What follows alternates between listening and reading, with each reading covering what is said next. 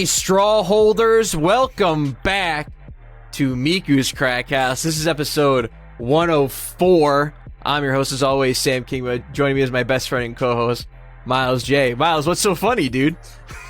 Well, off screen, you were explaining why there is a styrofoam Chick-fil-A cup that's always in the background that I've never noticed, that no one has ever noticed. That's like a Pixar Easter egg.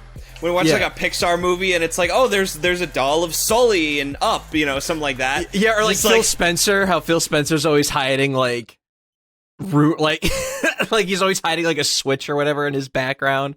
Yes. Months before they like combo and shit. Yeah, collab. Before Kojima Productions announced that they were doing a game with them, they had a Ludens in the background. All the time, and Death Stranding came to Game Pass PC. Too. It did. But yeah, that's enough about that. Myles, what's going on? You didn't explain why! You didn't explain. You can't do this to them, Sam. You can't just... That's part one, Crackhouse, okay? We can't do that anymore. We have standards. Okay, so I have the cup there to hold my straw. Because I want to keep the lid closed as much as possible, because the whole point of having this cup is to keep your drink as cold or as hot for as long as possible. And by the way, this is not Yeti. It's like not Yeti branded. I got it when I moved into my apartment in college. And it was like, no joke, it's probably like the all-time move-in gift of ever. of all time. Of all time, yeah. It's the all-time move-in gift of all time. Gift of all time. But yeah, so I have the Chick-fil-A cup to hold the straw because like there's nowhere else I can put a straw. Because you don't want it like, you just don't want it touching the fucking dresser, you know? Like, you just don't want it laying on the dresser. Yeah, but like when I go to... It's covered in juice and sodas and stuff. But here's the thing, I only go to Chick-fil-A once a week, and you're like, well, Sam, dude, you can get a fucking straw anywhere. No, I want the red Chick-fil-A straw. It's like the perfect length for this cup. It's the perfect thickness. I get great swigs with these straws. In fact, Myles, I'm not even fucking with you, dude. Last time I went to Chick-fil-A, I'm like, hey, can you throw a couple extra straws in the bag? And they did it because they're good because people. They're polite as hell over there. If you said that at Taco Bell, they'd be like, oh, sorry, could you say that again, please? You know what? You know, it's funny you bring up Taco Bell. Myles, I have to issue an apology. I have to issue a retraction from last week. Oh no! Last week I screwed up. I screwed up. You didn't do anything wrong. That's fair. I screwed up. I have to issue a retraction. I no longer hate Taco Bell. It's over. the Taco Bell hate. 1 week beef. It's a 1 week beef. Meanwhile, I had my beef for centuries now. All right, yeah, I'm still mad about ARGs, Sam. You're still mad about Lovecraft Country. I'm still mad. You know what? No, I'm like done with Lovecraft Country. That was a cathartic 10 episodes.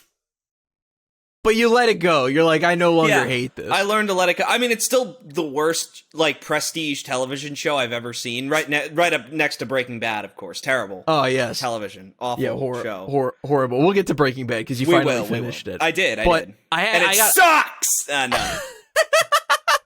Mid. Breaking mid. Mid. Better call mid. Oh man, so Taco Bell, I was bitching and moaning that Taco Bell's just gotten way too expensive, which it has. However, one of our lovely listeners, Kirk, in our Discord, please join the Discord. You can get hot tips like this. Apparently, Taco Bell, like many fast food joints nowadays, has an app. And long-time crackheads will know that I once praised the Potbelly's app on this show for great deals and being able to get free sandwiches every like 5 times I went. But I ended up having to stop. I don't go to Potbelly's really anymore because it cost me $23 when I go. So had to ex-nay that from my life, unfortunately. But Taco Bell, I found out that my lovely cravings box from college that I was so nostalgic for still exists. Albeit they did remove the crunchy taco, but that's a fucking small $2 price to pay. For Myles, it costs $6 versus $15. And $9 difference if you order through the app, which you should do anyways, because all they want you to do at Taco Bell is use the kiosk. They never have anyone manning the register or womaning the register, excuse me.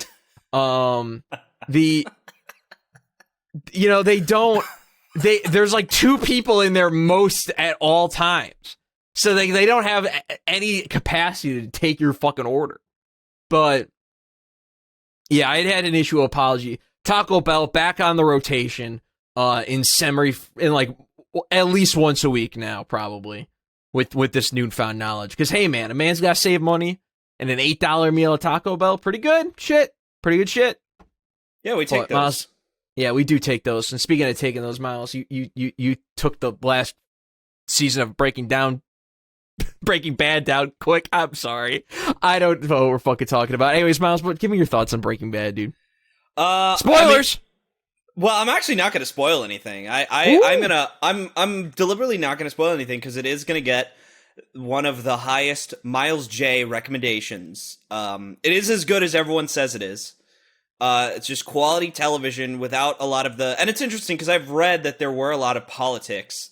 The usual politics that just like derail and wreck shows. Once we get back to the 24 episode, I'll continue that tirade. But like, and there's nothing about 24 that gets like wrecked by the like television politics of it. But like one example is one of the characters who is very famous and like beloved on the show. Actress named Marilyn Rage Cub plays a character who like goes from like zero to hero, one of those characters. One of many characters on 24 who goes from zero to hero, named Chloe O'Brien. And she is introduced in season 3, and she's the worst character ever. Like, just obnoxious, no redeeming qualities, terrible character, and she just shows up. Like, which they kind of do this all the time on 24. We'll just cut back to a new CTU, and there'll just be a bunch of new people.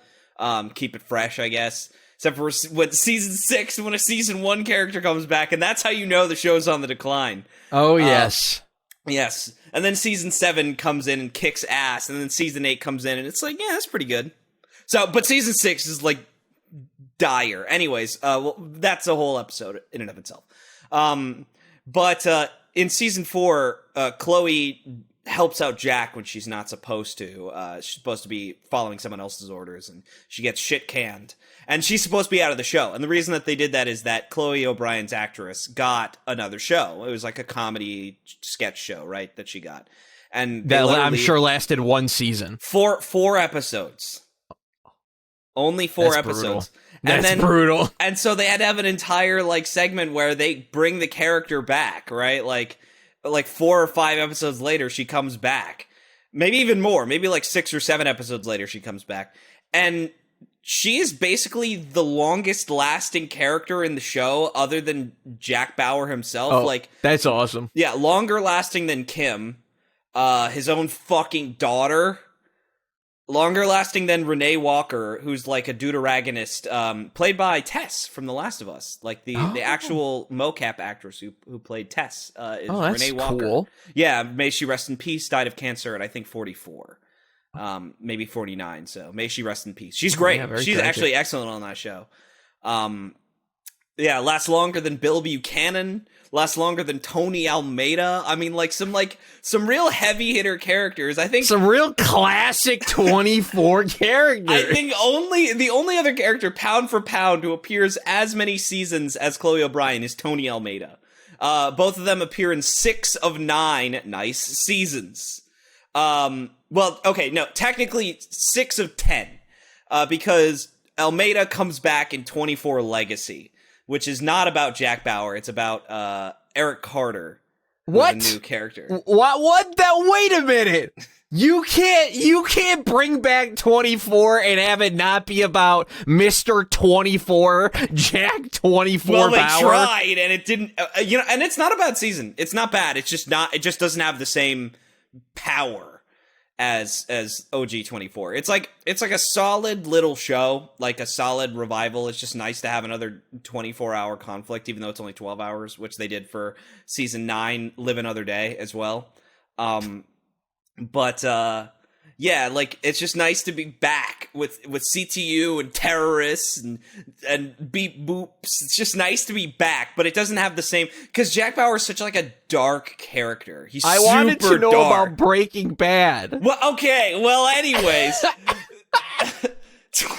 Breaking Bad. We're recording a 24 episode. It's gonna be like 4 hours. I'm sorry. I'm just so 24 pilled, Samuel. I'm all 24'd up. I'm all 24'd up, dude. 24 is like top opioids. 10 favorite show of mine, and it's like not even consistently good. Like, there are shows that are like consistently better than it, like Avatar, that like are lower on the top 10 than 24, because 24 has je ne sais quoi to me. I find it endlessly amusing. Like, and I find your fascination with 24 endlessly amusing. It's such an amazing show, except for when it's not, because the ways it's not are amazing. It's hard to explain. It's truly hard to explain. But this is like in season 5 of The Good Wife, because I was thinking, rolling through my Rolodex of shows, I'm like, oh, what like weird primetime TV shows do I like, you know? Well, it's Riverdale and The Good Wife. Oh yeah, Riverdale.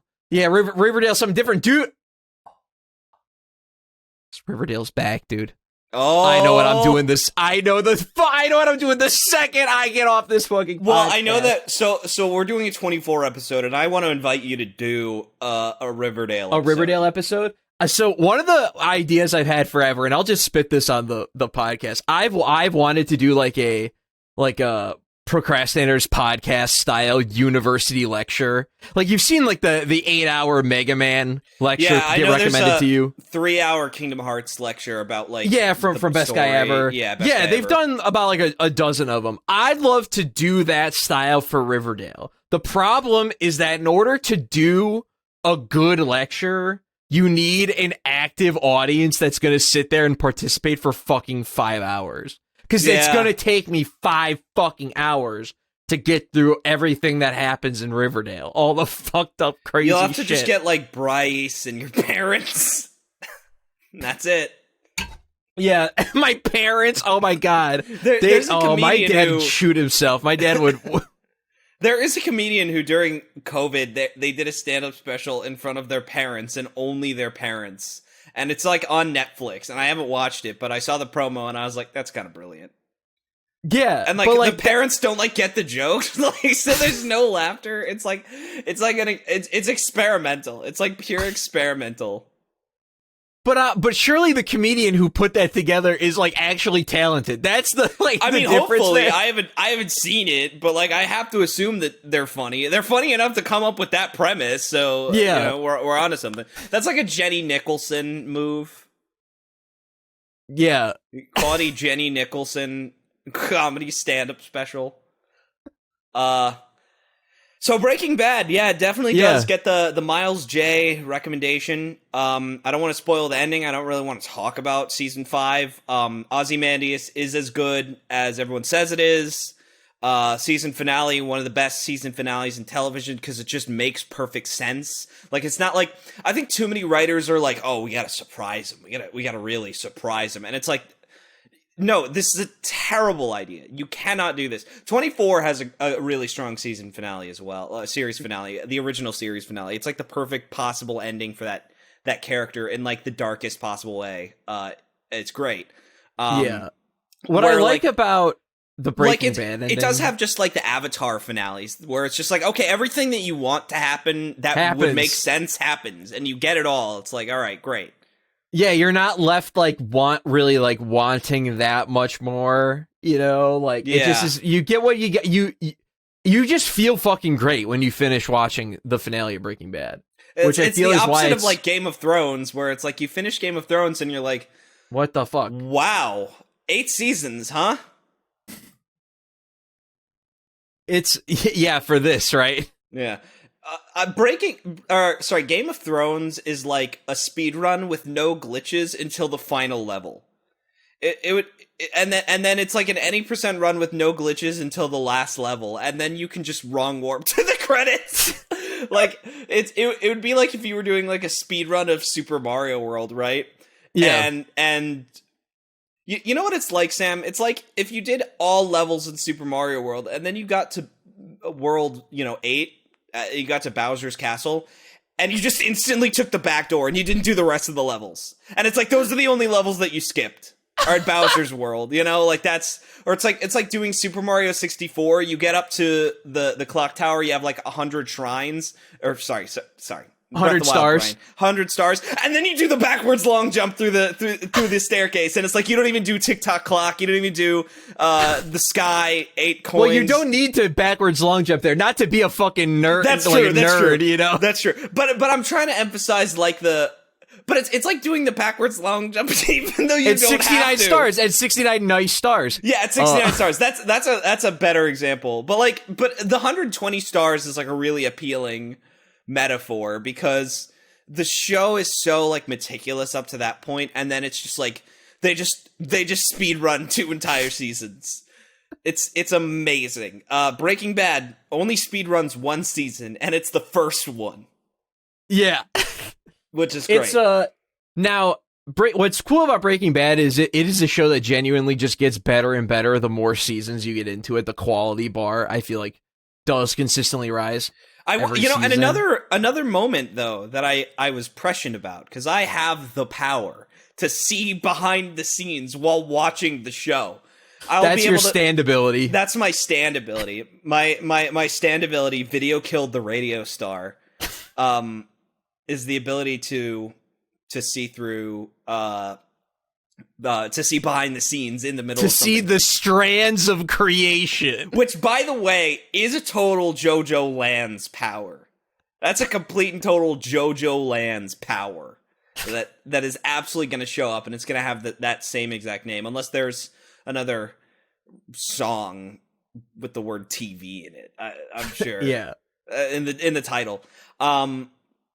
But I said season 3 felt like the weakest, like weirdest season with a lot of setups. It's the only season that was not pre-written, where they wrote episode by episode. And when you hear that, and then when you watch it, you're like, this all makes so much sense. Like that weird like moment where you're like, this is a little kind of scatterbrained. Something's not right here. Yeah, it's yeah, I don't, outside of Sunset, which we talked about a couple episodes ago, I don't remember like too much. That one has of season 3 again, other than like, oh, it's got the fly episode. By the way, are you pro fly or anti fly? It's a very contentious debate in the Breaking Bad community. I actually think I'm anti fly. I don't hate that episode, but I think it's like, and this just might be because of my stand ability, Video Killed the Radio Star.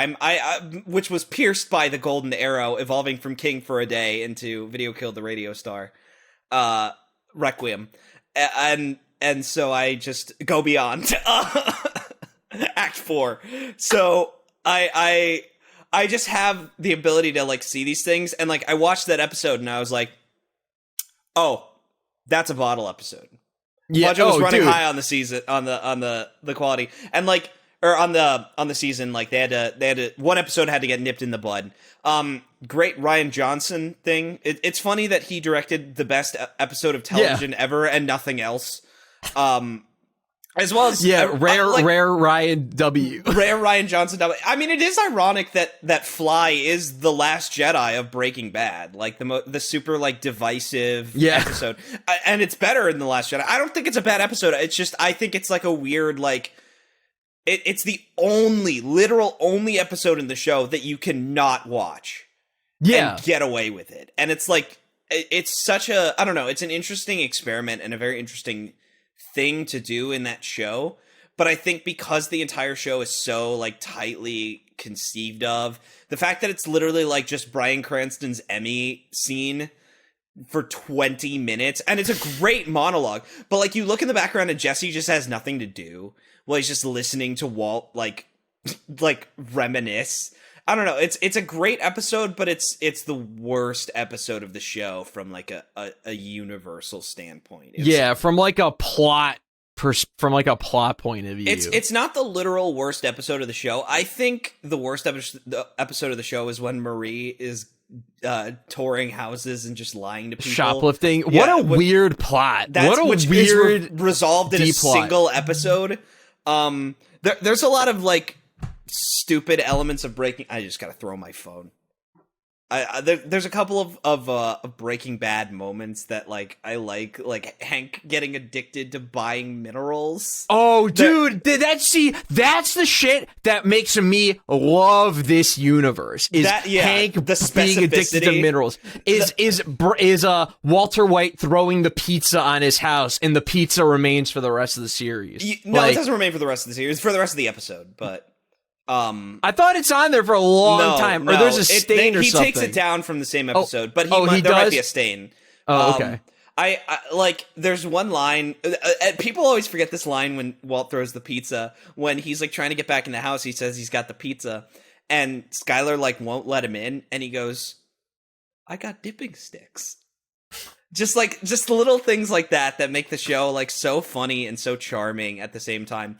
And Better Call Saul is all this so far, all these little things that are really amusing, but it's better woven into the plot because again, Miguel is just such a quirky character, that it just lends itself to weirdness and silliness. But my favorite line is my boy Jimmy. My favorite line from Hank is Marie goes, "Oh, are you buying a new rock?" And he just goes, "I'm bidding on a new mineral."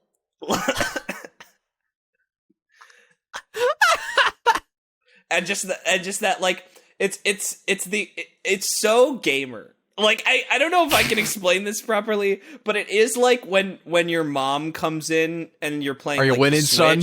No, and she's like, "Oh, you're playing the Nintendo," and it's I mean, you're not wrong, but it's the Nintendo Switch. Oh, shit. Okay, we're done with Breaking Bad, because I have something I gotta talk about. Oh, okay, please. I have an Alexa. Amazon. Another Amazon Alexa. I just want to make sure that it's not, doing the thing where it's trying to hear me. And you might be able to hear it in the background, because I am going to act all this out, because I have to. But... it's another thing that I just came back from college and it was just in my room, and it's like an Amazon clock, and now I just have it, and I didn't ask for it, I didn't want it, I just came back from college and it was in my room, and that's kind of how I knew. I was like, oh, mom and dad have been using my room as an office, while I was away at school. That's just how I knew. But Alexa has these ads. It'll have ads for oh, what's the joke of the day? You'll see a knock joke or a setup to a joke, and you can ask for the punchline, or what's the dinosaur of the day? Who's the women of the day? Which, by the way, never gonna find out that one. Why would I ever want to know what women have ever done, Sam? Why? The women of the day is the one who gives me my manicure. gives me my mani pedi, dude. It's the woman of the day. I said that was the first thing that came to my mind because of the nail salon on Better Call Saul. But fucking awesome set. Oh yeah, the fish tank and shit. The fish tank with all the koi fish. Yeah, it's great. But I saw something that really intrigued me. It said, "Play the unofficial Mario trivia game." On Alexa, and I was like, "Oh, I'm in," because I had two fascinations with this. One, seeing if it was normie or deep, right? Dude, it's absolutely normie. There's no way it's deep. There might be one kind of semi-deep question, maybe two. The second thing that I wanted to find out was if I would be any good at it. If it's deep, would I be any good at it? I would describe it as intermediate. It had a couple of softball questions, but there were ones like, what's considered the hardest Mario game? And it actually is the Lost Levels, right? Yeah. Or what's the alternate name of Super Mario? I asked about Doki Doki Panic, what's Super Mario Bros. 2 based on? A couple Oh, damn, I thought you were just blast them all up. I thought we were going to play. We're not, because there is a story to this, Sam. Okay. So the funny thing is, when you get a question right, there's a horribly compressed sound of people like cheering and clapping. So like, yeah, you'll answer and it's like, you know. And of course it's coming through the Alexa speaker, so it's not like the bestest quality. And it's like terrible quality. And if you get it wrong, it has the melee failure. Oh. Damn, Alexa's gonna get sued. Well, it doesn't have the word failure like at the start. Oh, okay. But it has the exact same sound clip. That it's the exact same. Yeah, which makes me realize that sound clip was almost definitely like something that they bought. I mean, a fun Ocarina of Time fact is they didn't remove like the Quran chanting because of any controversy. Nintendo doesn't give a shit about Muslims. Fun fact, true fact, red fact, blue fact. It's because the that sound was owned as part of a CD called Spectral Sounds Volume 1, and they didn't have the rights to it. Same with the Crescent Moon symbol, because the Crescent Moon symbol actually appears in Dampé's grave as well, on the pillars. So that's like more of a generic kind of asset that they bought, and they didn't realize like, oh, just because we own this like image pack, we don't actually own the rights to these images. Yeah, that's cool as shit. Oh yeah, no, it's really interesting to know that. So yeah, it has nothing to do with there's so many correctness. Oh yeah, dude, it's so funny, like there's so many like iconic little things, and especially like music sound effects that are just like generic samples. Yeah, like I mean, obviously the Wilhelm scream was I think found in like an audio vault labeled as like man being eaten by alligator. Just something weird like that, right? So yeah, a lot of those sound effects are yeah. Just I'm pretty sure Fire Force. I think it's Fire Force uses the bruh sound effect. like it's like mixed in to like, and there's an attack that has like a boom, and the bruh is like barely in there. Like you could just kind of hear it. That's amazing. And the Dark Souls riposte sound effect where you shove the sword and that ching is in a bunch of different things. Well, it's similar to like I always notice like the famous monster scream. The Blights use it in Breath of the Wild. It's the scream that Cleric Beast makes. It's a scream that's in Xenoblade Chronicles X. I believe it's also in Sonic 06. Like, it's in a lot of different things. But the like that, like bestial kind of sounding scream, or like the sound of the dogs going in Sonic 06. That's the same sound effect you get when you shoot a dog in the face in Metal Gear Solid 3 Snake Eater with a lethal weapon, and it's also used in Xenoblade Chronicles X. So I'm playing this game. Alexa's giving me all these questions, and of course I'm getting them all right. But we get to one question that is a slam dunk, right? Which game or which console did Super Mario Odyssey come out on? Super Mario Odyssey came out on the Nintendo Switch. Yeah. A, the NES. B, the Super Nintendo. C, the GameCube. D, Nintendo Switch. And I go, Nintendo Switch. And Alexa goes, you answered A, Nintendo Entertainment System. And I was like, no, I actually didn't. And it didn't sound at all like I said Nintendo Entertainment System. So, whatever. Why didn't you? No, you had to do it like you're ordering a Taco Bell. D. I did say Nintendo Switch. Right. And so, like, of course, I'm like, whatever. All right. I still got 2 lives left. All right. I'm doing my Contra run. I didn't enter that Konami code. I'm good to go. So, of course, we're back in action. I'm getting all these right because, intermediate questions ain't nothing to the Mario man himself. And I get to another question that's about, like, the sequel to Super Mario World, right? And it's like, is it A, Super Mario Land, B, Super Mario 64, C, Yoshi's Island, D, Super Mario Galaxy, right? Like, just whatever, bunch of bullshit questions. And I go, C, Yoshi's Island, and then it goes, you said B, Super Mario 64. And I was like, oh my god, this thing is programmed to throw at times. This thing is fucking programmed to make you fail on occasion.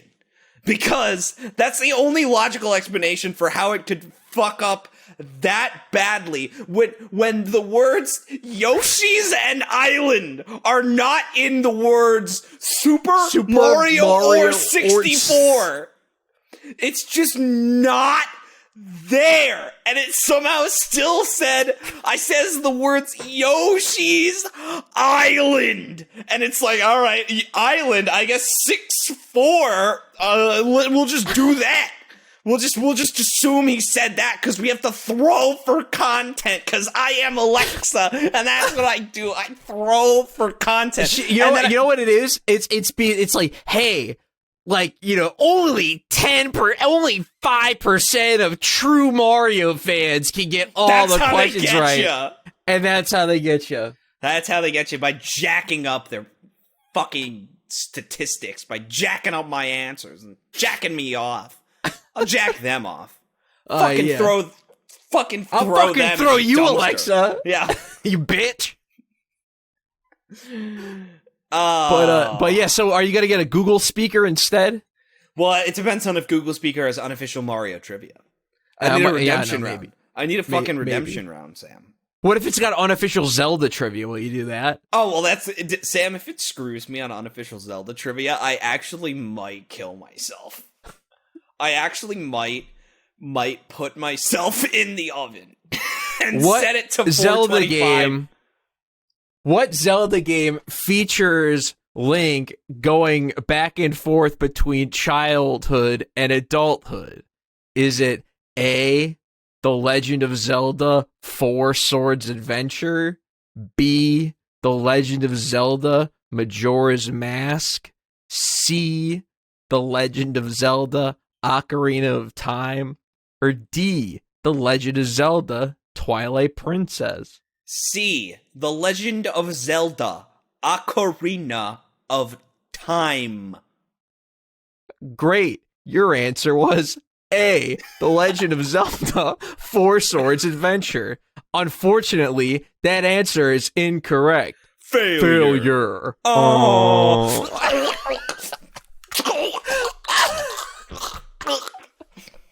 Doki Doki Literature Club. DDLC moment. Myles has a DDLC moment. Yeah, no, I was joking about the famous episode Crawl Space from season 4 of Breaking Bad. That's the famous Walt gif where he's like laughing and then he like faints at the end of it. Like I called that the Crawl Space moment, where like, which I just love, like stupid, like saying something's a blank moment, because it could just be anything.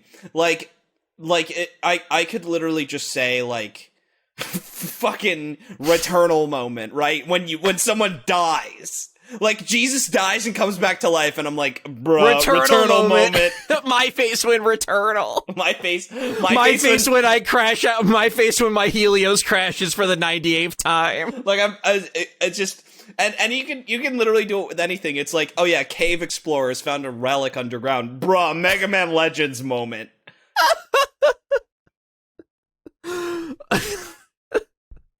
You fucking bolus strike on your third frame of bowling. Oh, Dark Souls moment. Dude, my mother just passed away. Bruh, Mother 3 moment. How's that happen? Yeah, man. My brother just came back from war, man. He's really fucked up. Spec Ups the Line moment. Yeah, no, we recently had to commit someone, had to commit my brother because he was having delusions. Silent Hill Homecoming moment.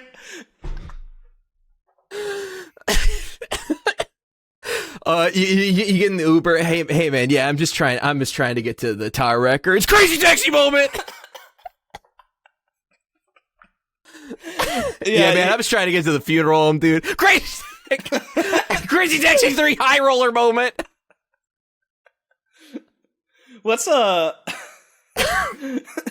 trying to think. Like when you say the order at Taco Bell and they completely misunderstand it. What's the name of that GameCube game where you speak into the mic? Odama. Yeah, the famously bad game where you speak into the mic and like the character it's like a sci-fi game. I only know Mario Party 7 and Odama as like the Mike games on GameCube. Odama's like that weird pinball game, that like strategy pinball game. Just I'm just thinking it's like you speak into the Taco Bell thing. They're like, and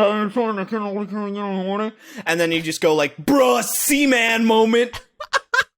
Sing star moment. Sing star moment. Dude, I have all the Sing stars, man. I got all of them. Because they were dirt cheap, and like my parents used to just like come home with Sing Star games, and we'd play them once. The first time I heard, so sad. Like you know, your parents could have spent $60 on like a good game, but my instead parents they got me bring up- great games all the time. Like that's the thing. Like my parents had like a good understanding of what was like a good game. They got us like Tales of the Abyss, Tales of Symphonia when I was a kid.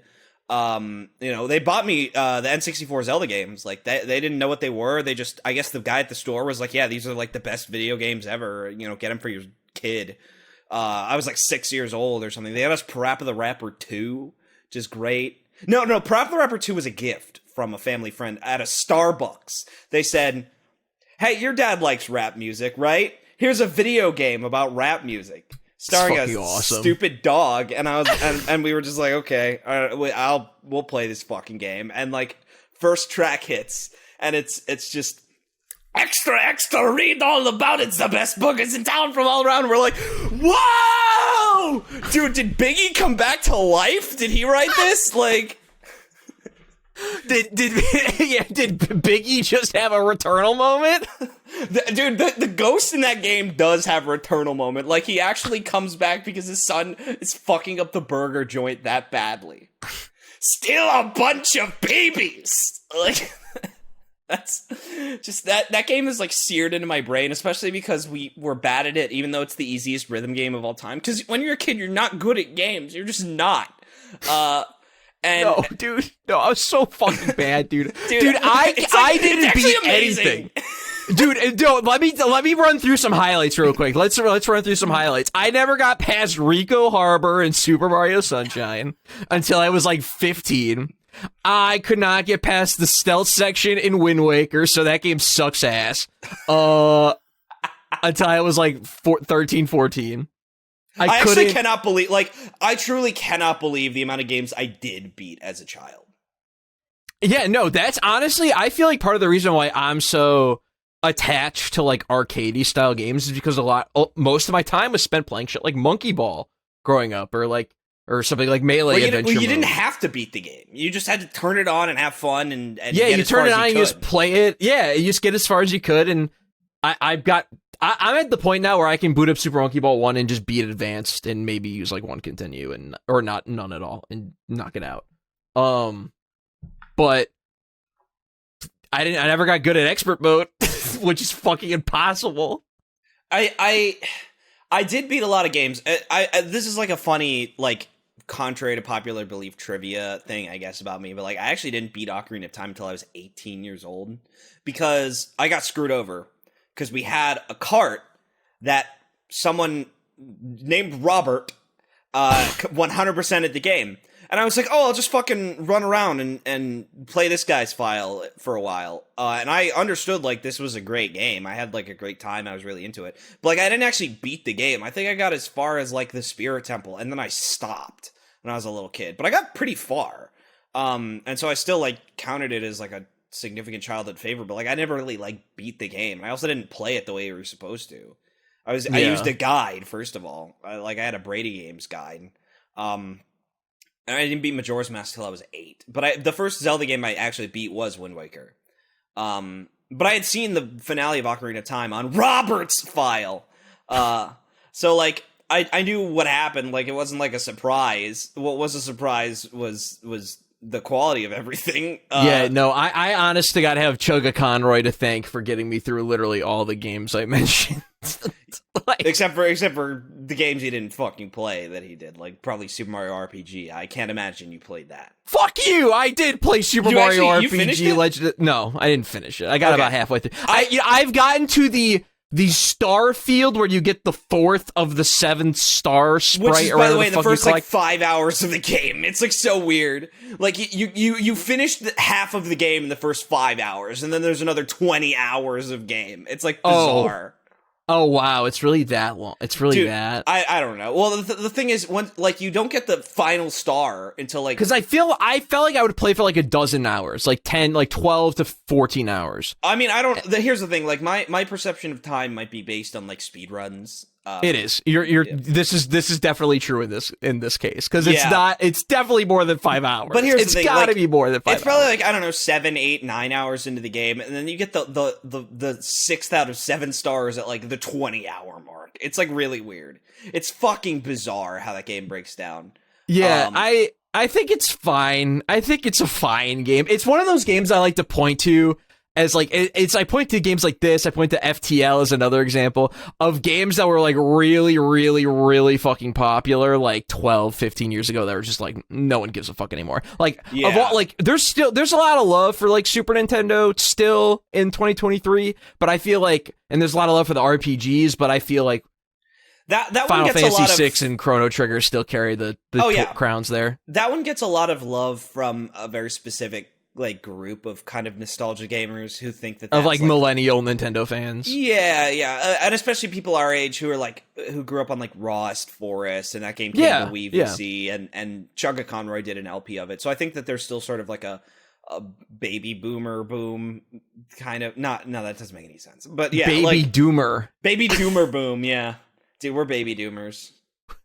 We are. I feel that way because that's why, like, I feel like you got to be a baby doomer, or you are a baby doomer if you like old retro console games like we do. And you feel the weight of AAA games collapsing on top of you.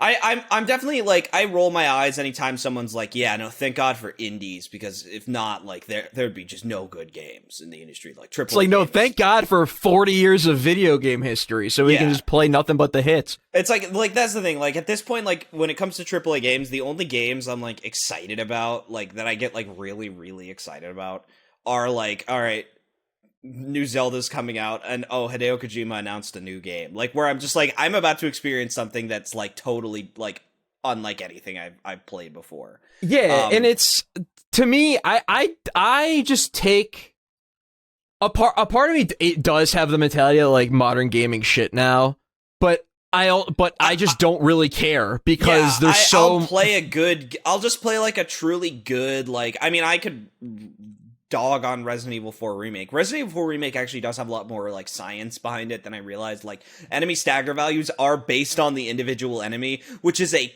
terrible mechanic, because when you're in the middle of a fight, like, you're not going to be able to be like, okay, bearded man with yellow shirt has better stagger resistance than bearded man with blue shirt and no hair. Like it's so hard to like make decisions based on that, as opposed to like, okay, all these enemies react very similarly. The only thing I have to react to is the weapon that they have in their hand. That makes that's just better. It's just better. But like, that is there, and you could master it, and it does make sense, and there is a logic to it. So like, good, you know, like that game is still thought out in some way. But it's not as good as Resident Evil 4 original. And like, that was never gonna happen. Like, again, I talked about like the runniness of it. It's just like, runny is what people want. They want it in their games. They want it in their eggs. Like, that's just what they want these days. Well, it's just like RE4 was just a fucking bad game to remake. It was just not a good fucking idea. Meanwhile, look at a game like fucking Dead Space, or the Dead Space remake, which was a way better choice, because Dead Space is like, the original is like a fucking like solid fucking 9, but it's got a lot of weird Gen 7 shit and just other just whack decisions about how the game works that can just be easy W's for the remake, and then it adds its own flavor because it's not this. While it's a beloved game, it's not like this sacred cow like RE4 is. And you just get a way better experience that's like everything that the original game was, but modernized in intelligent ways. Yeah, like, that actually makes sense. I think that the Resident Evil 4 remake is a truly great game, but like, it's a great game in a vacuum. Yeah, like, it's a great game remaking a better game. And it's one of the, again, like I said, it's a very complicated thing, but like it is like, as far as like the Resident Evil games go, it's the best one since like Resident Evil 4, which is amazing to think about. It's so hysterical. you think 4 remake is better than 8? I do. I think that 8 got really fucked over by COVID in particular. I like 8 a lot, but like that's a personal choice. Like if I was talking about the objective quality of 8, like I would be like, yeah, no, like this has like some fucked up lame segments. And the game does have a weird like unfinished vibe, and it's not. There's like, we need like a new term, because when I say like a game is like, because there's a difference between saying like there's like a game is like unfinished and it's like buggy or just like glitching out or whatever. This is Metal Gear Solid 5 unfinished, where you're like, okay, the story has a beginning, middle, and end. There's more than enough content here to justify the price tag. It looks great, it plays great, there's no glitches, but something is missing. Yeah. Like what's here is like polished, but it's clearly missing some like crucial content. You know what I would say? You know, and like, because terms like half-baked and half-assed is like, that's not not accurate to what this is. Yeah. I think that the best term that you can use, and this is not even a good one, but it's the best one I can use, is deadlined. Like the game came out, it just ran out of development time. They said, whatever you have, throw it out the door. Like, and you have enough. You have enough that we can release this. It's a solid product. Oh, but we didn't implement, this system that we wanted to do. Oh, but this area, we had to cut it down to just a quick time event. Like, sorry, it's going out the door. There's enough here. Like, that is deadline. And in the case of, like, the Phantom Pain, like, that was, like, malicious deadlining. Like, they did everything they could to make sure that game didn't reach its full potential just to ruin a man's day.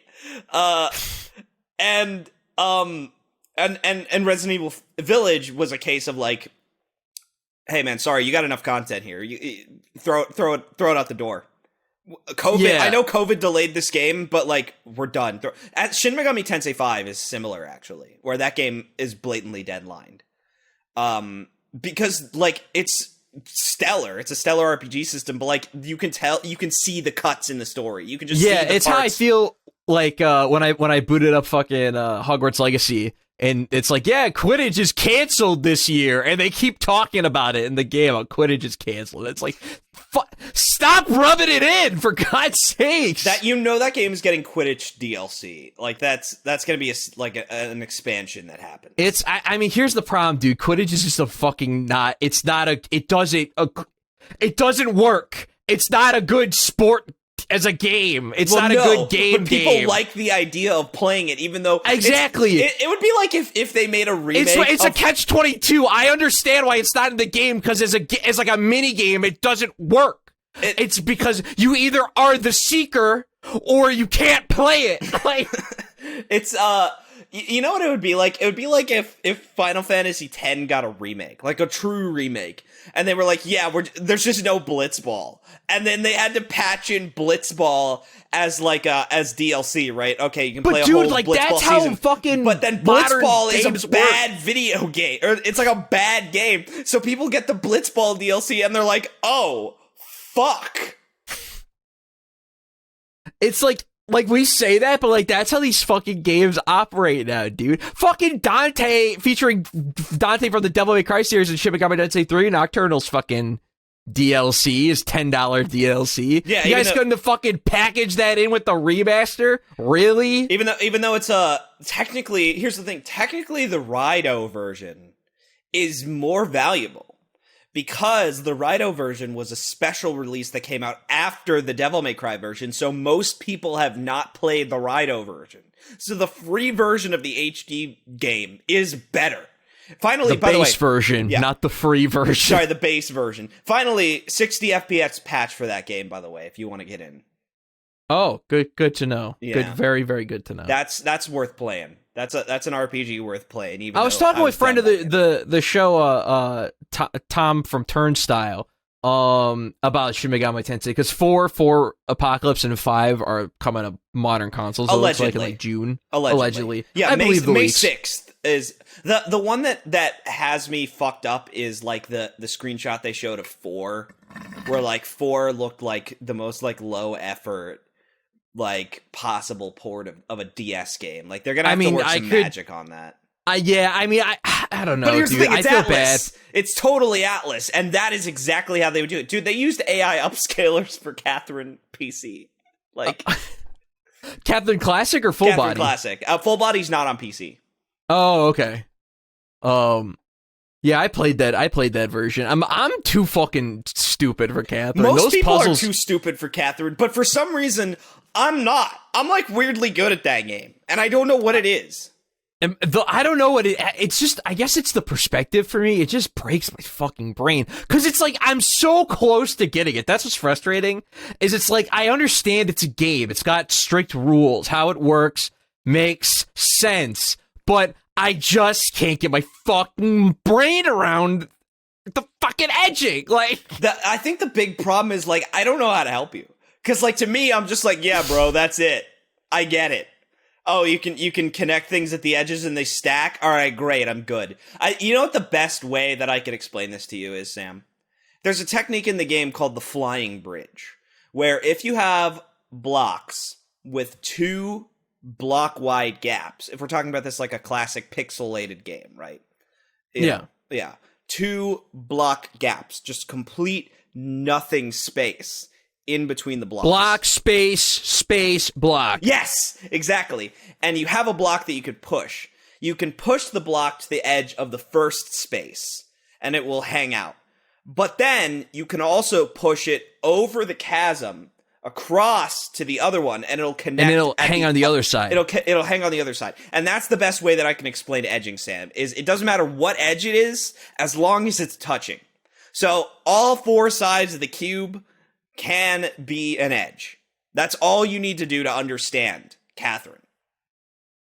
Yeah, I need to play it again, because, like, here's the thing about Catherine. I fucking love the story. Everyone does, because the story's amazing.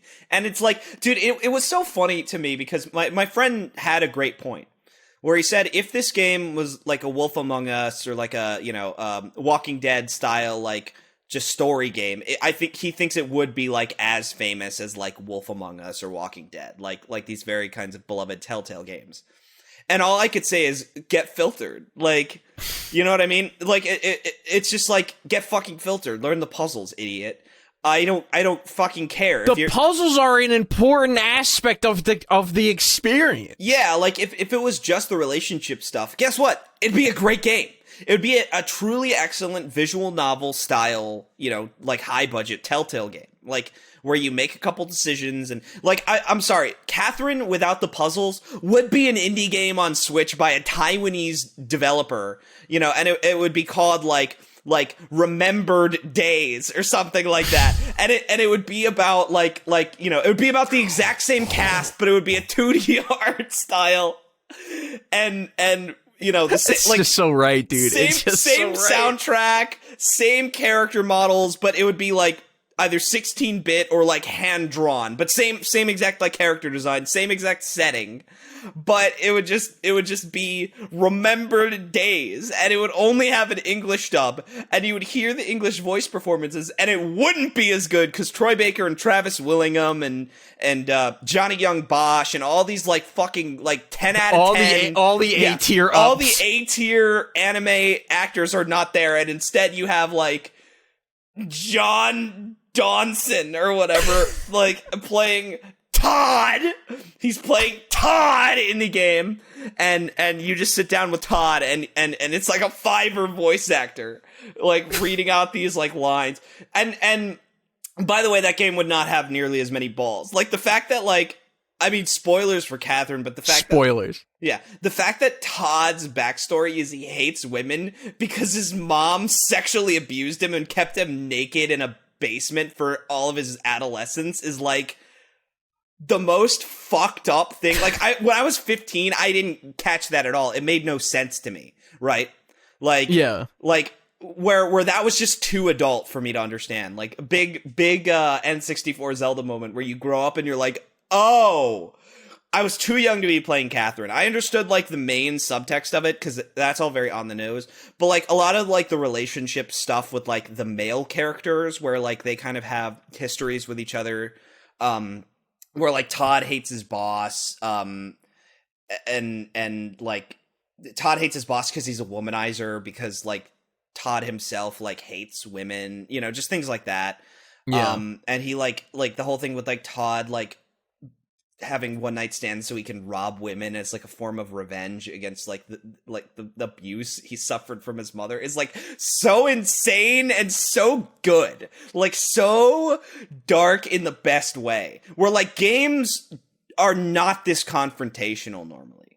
Like, no, the subjects in it, like a dark backstory in a game like might involve sexual assault sometimes, but it's always going to be a weird Japanese visual novel, right? Like fucking Higurashi or something. Yeah. Like, and I guess Catherine kind of is a weird Japanese visual novel. Or if it's like or if it's like one of those like indie horror RPG Maker games. Dude, every indie horror RPG Maker game and every indie horror first-person game where like there's a psychological component, it's like, and you can't shoot. Yeah, and you can't shoot. It's like, oh, spoilers, the main character's a rape victim. And it's just like, that's the story. Like, all of these games, if it's not about spooky skeletons, it's about sexual abuse. Yeah, and you know what? It's either one or the other, dude. Yeah, Dude, take the pick bright road gender. or the graveyard. Pick your gender, man. It's about spooky skeletons or rape. And like... And it's an important subject to broach. I'm not making fun of it. I am just making fun of the fact that it's like so localized. It's just pretty prevalent in this specific fucking niche genre of games. It's so localized. Like, that's the funny part. It's not the subject matter. It's the fact that it's like, hey, do you want to play a game about rape? Throw a rock into a library of RPG Maker games. It's gonna hit rape. Yeah, well, because I wanted to bring this up when you were mentioning earlier being way too young to play Catherine. Dude, I was 15 playing LA Noire, where you get on top of like dead, like mutilated corpses of these like women as you're trying to hunt down this like serial rapist killer character. And I was 15 playing this shit, and I was just like, okay, whatever. Like it was, you know, it didn't register. It didn't really register how fucked up it was until I like watched some clips of it online and saw it censored to shit. I was like, oh yeah, that's right. I remember this. This is pretty fucked up. You fuck young boys, Valdez. Are you a madman? Fucking awesome. Dude, you know what? I think that's the right choice, by the way, in that situation. It is. Like, it's always really funny. That game is stupid. I kind of love it. No, I disagree. It's fucking awesome. No, it's so good, dude. That's the thing. Like, it's really stupid, but like, it's stupid in a way that like I think a lot of games it's video game goofy. Yeah. Like, that's the best way to say it. And in particular, like, a lot of the game design decisions are stupid. Like, it's stupid in the same way that, like, a Sierra game is stupid. Where I have, like, nothing but love and respect for King's Quest V. But, like, it's also like, okay, yeah, in order to progress past the troll, you need to show the fish to the woman who sews things. And she'll be like, my, that fish looks mighty tasty. Do you mind if I buy it for my dog? And then you have to say no to her 7 times. Like just that kind of like dumb bullshit that games have you do. The fact it's not nearly as bad. It's not that bad. It's not that bad. But like there are times in which like you'll just have to take a bet on Cole making the most insane possible leap and that it's right. Yeah. And it'll also be funny just because you'll be talking to like a woman who's been sexually assaulted and like, you know, she's like crying or whatever. She's traumatized, and you'll pick like, all right, call her out on a lie. Like she's lying because she's ashamed about what happened. And then Cole will be like, now listen here, Biddy, I'll beat the shit out of you unless you tell me the truth. And it's like, I was really hoping you'd have a more tempered response to this, Cole. Yeah. Well, that's why you should have picked doubt then. Yeah, because you only pick lie if you have actual evidence to refute what they just said. Where doubt is, it's like, well, I don't think you're telling the truth, but I don't really have any evidence, so I'm gonna press a little bit. Yeah. And yeah, he can get a little, and doubt's when he can get very fucking spicy. Yeah.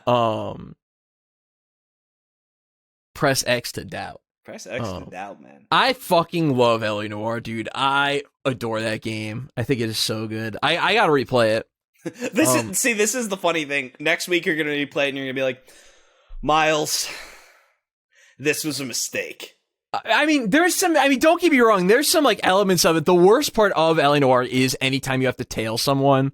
But thank God it comes from the post Donkey Kong Country Returns era. So if you fuck up like 3 times, like, hey man, you just want to skip this shit. Like, yeah, dude, that's a game I'd like to replay as well to see if I have the same, because I like that game, but I never finished it. But I truly cannot imagine it surviving modern Myles J nonsense, like just complete like bullshit opinions that I have. Oh, I think. Yeah. Well, here's the deal. You just like hate driving in video games. No, I think I just think that I hate driving in most open world games where like it's just boring to do, especially because it's like, this is so stupid, Sam. This is so fucking dumb. But like, games would be better if they made you observe the speed limit. Dude, that's what's like fun about L.A. Noire is not that like you have to drive well. Yeah, like you can't drive like a total dick and like crash into poles or crash into people because you get fined at the end of the case. Yeah, like that shit is awesome. Like, yeah, you can speed because you're a police officer. Yeah, and you can turn on your lights and stuff, and people will pull over. It's fucking cool. Like, that's really cool. Sick. If any game needs a remake, I think it is L.A. Noire. Yeah, like, unfortunately, Team Bondi is no more. Yeah, and if Rockstar did it, it would suck. Like, yeah, it'd be like the GTA PS2 trilogy remaster, which, by the way, is probably one of the most heinous things to ever happen in video games. Is like that trilogy remaster. Yeah, because like, a really dude, bad one. That's the fucking version of the game people just have access now to. It's not like movie remakes where it's like, you don't want to watch The Fog 2004? Okay, don't. Here's The Fog 79. They're on the same fucking streaming service. I don't know where The Fog came out initially. I just said 79. I think 81. It's 81 or 82. It's after Halloween, which is 79. Okay, decently close. Yeah, not but bad. Yeah, you can just watch the fucking original Fog. Where like with video games and the way that fucking modern consoles operate, and they can't fucking play anything from the 6th and 7th generation that wasn't explicitly fucking ported to the damn thing. Like, you're just fucking stuck with Resident Evil 4 Remake. You're just stuck with and that might be okay in that situation, or it's obviously not the optimal experience. So you're not stuck with it because they did remaster 4. Yeah, 4 they is playable 4 multiple times, and like it's playable on PS3 and PS4 and PS5. Like, it's been re-released all these times. So like, yeah, and like, but if you're talking about like Resident Evil 2, you're fucked. And that's fine, because Resident Evil 2 Remake is a great game, but if you are a fan of not top-down, like the tank control Resident Evil Remake that you just played, you played OG Resident Evil Remake. Dude, I actually saw a fucking person that's like, they should remake Resident Evil Remake. And I was like, you should fucking kill yourself is what you should do. Like, yeah, never I saw that shit earlier this week, too, people talking about remaking Resident Evil Remake. I'm like, yes, the guy's fucking out of your minds. It's like, that game is literally a perfect video game. Like, there is not a single fucking flaw in Resident Evil Remake. Dude, that's just like third person Sony brain shit right there. It's like people, it's like, well, it's not a real game because it's not third person over the shoulder action. The only flaw in Resident Evil Remake is that it plays like a game that came out in 2002. Not because not to imply it plays dated, but to imply that it doesn't play like a third person over the shoulder Last of Us clone. Like, yeah, and so that's the problem is like people, and we talked about this last week, like people conflate datedness with not controlling like fucking every modern fucking video homogenized fucking game. Like, yeah, which like there is a big difference between like the datedness of like a Mario 64 having only 8, directions, right? Like that's a truly like dated design decision because it's based on the way that the N64 analog stick registered movement. That was a hardware thing, right? But then saying Sunshine is dated, like for whatever reason, being able to say that Sunshine is dated, I cannot possibly imagine why anyone would say Sunshine is a dated video game. But like, for whatever reason that someone might say that. Right, like that. There is a big difference between like, oh, this was dated because hardware is different, and oh, this is dated because it doesn't play like Odyssey, and Odyssey is the one that I know. Like, which thankfully I don't think Mario fans are like this. as far as I've seen, like no one's really like other than Super Mario 64, no one's really calling any of these games dated. Switch gamers are like this, but Switch Mario gamers. fans are not. Yeah, Switch gamers are definitely like. I mean, Switch gamers are really bad about this too. Switch gamers are the people who are like, man, they should remake Ocarina of Time, and it's like, no, we're good.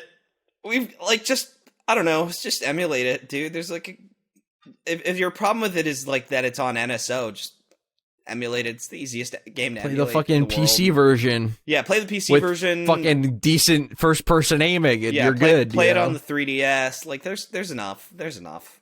I wouldn't mind if they ported like the 3DS version of that game to the Switch. Like that'd be cool. But like, we don't need a remake of Ocarina of Time. No. And you know what? God bless Nintendo. They're never gonna do it. The only reason that they did it for 3DS was, first of all, I think some sort of a meta legacy thing with Super Mario 64 DS, like the idea of Ocarina of Time 3D as like a system seller. Yeah, and sales. And second of all, yeah, because they could outsource it to what Grisco? Yeah, I think so.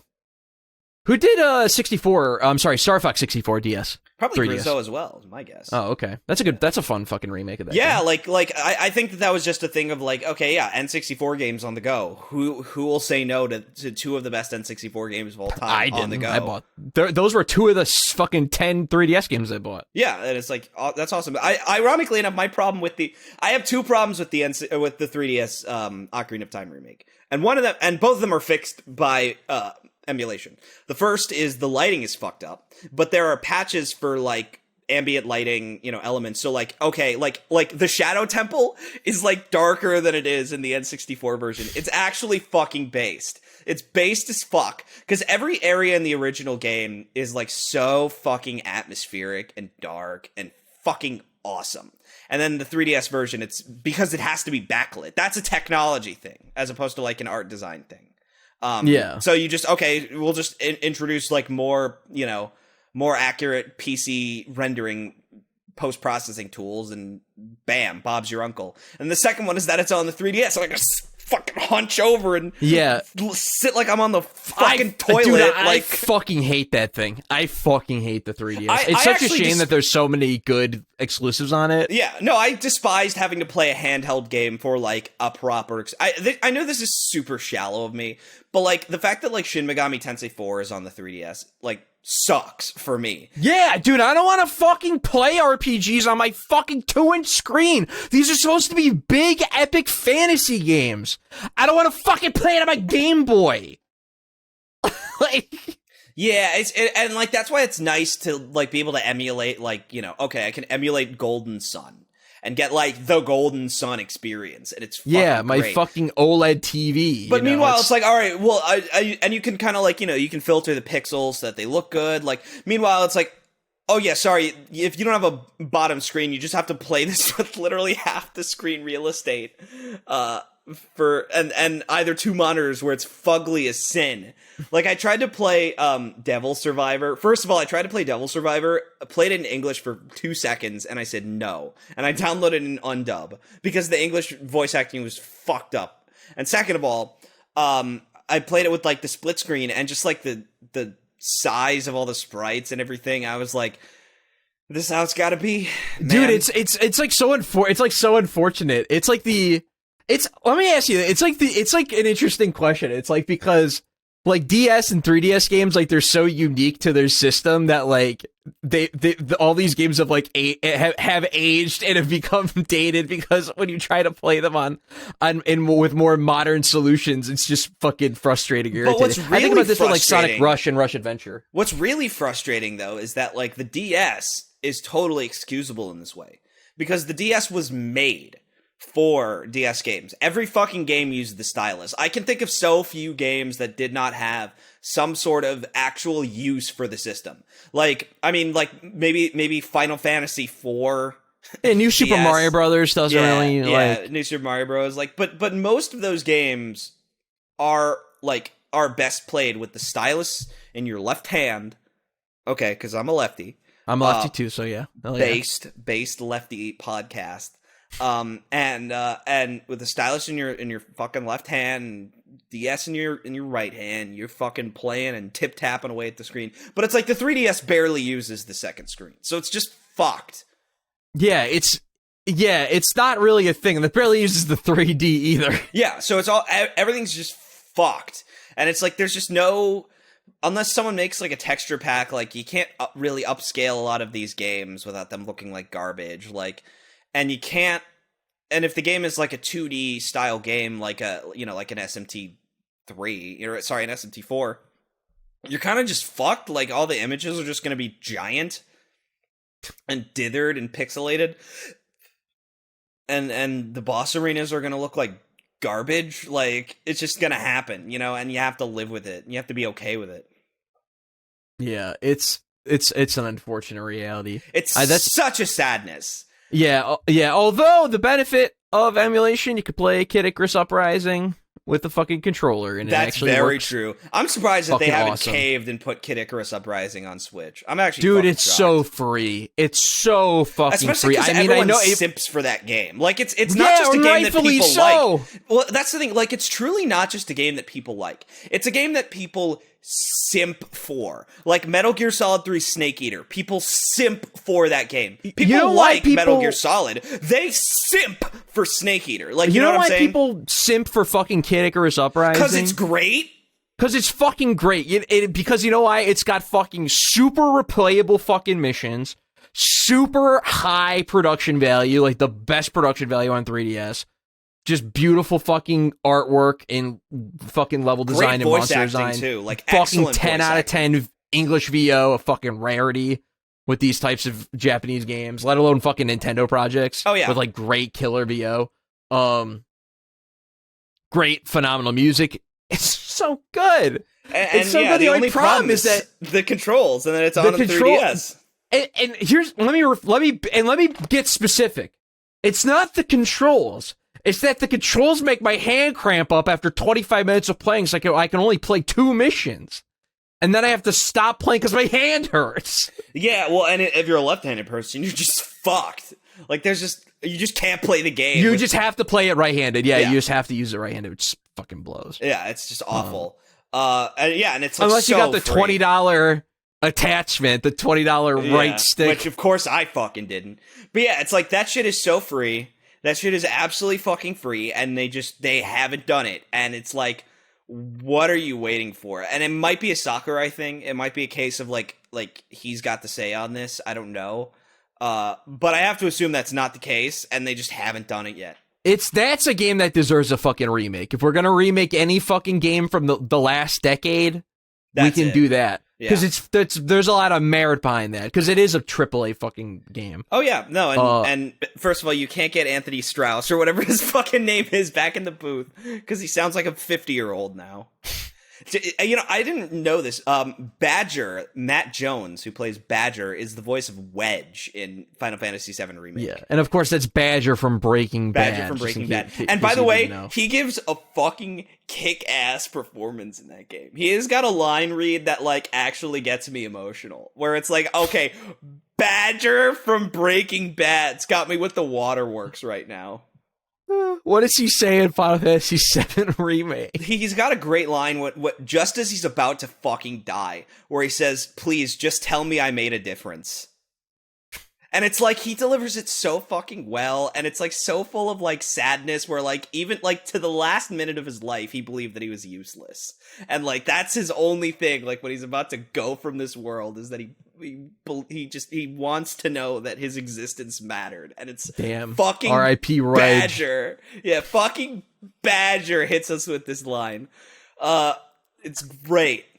Does he sound like Badger? Does he have that like nasally ass crackly voice? He totally does, but it's like less exaggerated in this. It's either his voice kind of deepened, or Badger is a voice that he does for Breaking Bad. Because I watched El Camino too, which, by the way, that's a great movie. I still haven't seen it, actually. Dude, it's basically just like a Sergio Leone film. It's like really interesting. Oh, okay. It's basically just like Breaking Bad if it was like, no one has any dialogue and no one fucking speaks, and it's all just like literally it is just a classic like Bandito style movie where there's an outlaw, on the run from the law. And, like, he's got, like, you know, a couple friends, very silent. Like, at one point, he's got to get a gun. Like, I don't know, just like, all these, like, Western things that are, like, very, very specific to, like, spaghetti Western stories. The lack of dialogue, the kind of... But it's still got that, like, really good direction. There's still a lot of, like, modern kind of It's got that Breaking elements. Bad direction. Yeah. But at the same time, it's just... Dude, it's so quiet. I love it, dude. Like, just the fact that there's just no dialogue half the time. It's great. People just aren't talking for some That's so reason. cool. It's so That's good. dope. I'll watch it soon. There is a lot of dialogue, to be fair. There's I might be overselling. Like, it's not fucking Angel's Egg where there's 18 lines in the whole film or whatever. But, like, yeah, no, that's a solid fucking movie. That's a solid little movie. It's not like I don't think it's as good as Breaking Bad, but again, high bar to set. So, like, taken as just, like, a little, like, bonus Breaking Bad thing, it's just nice. It's nice, and it's well directed, and it's well shot. And it's about Jesse, and we all love Jesse. Yeah, and I didn't get to ask this earlier, but how far are you in Better Call Saul right now? I finished season 1. I finished season 1, so... Oh, okay, awesome. So I'm you kinda saw the whole Kettleman storyline. Yeah, which that storyline is great.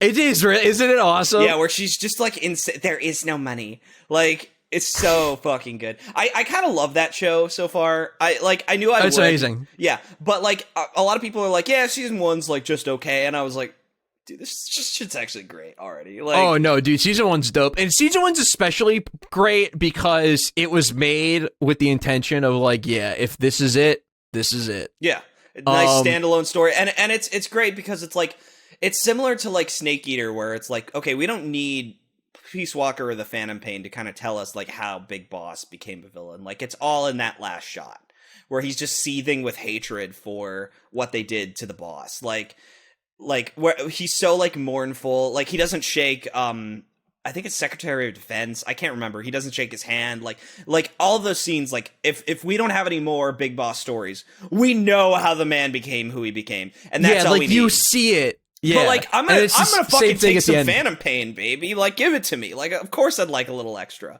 Oh yeah, dude, and it's awesome, bro. Yeah, oh yeah, no, I'm sure.